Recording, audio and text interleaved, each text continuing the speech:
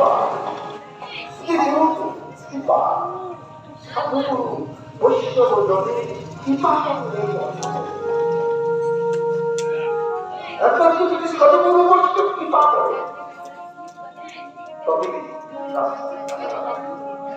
দশরথ মহারাজ কি করবেন? দশরথ মহারাজ ঘুরতে লাগলেন, কোথায় গেলে এই পাখিটা ঘুরতে ঘুরতে ঘুরতে ঘুরতে গেলেন কোথায়?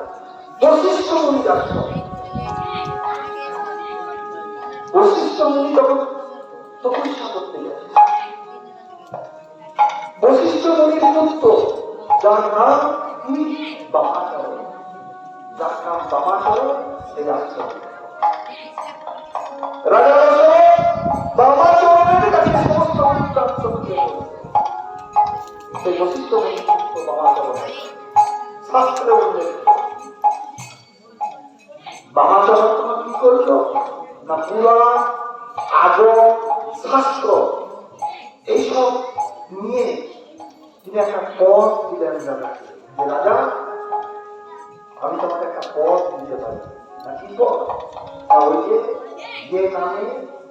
যে নামে রত্নাকর বাল্মীকি মুনি হয়েছে, রাম নাম রচনা করেছে, সেই নাম আমি তোমাকে তিনবার দিচ্ছি, সেই নাম তুমি জপ করো, সেই নাম তুমি জপ করো। সেই বামাচরণ দশরথের কানে তিনবার রাম নাম দিল, রাম রাম রাম। দশরথ মহারাজ চলে গেলেন।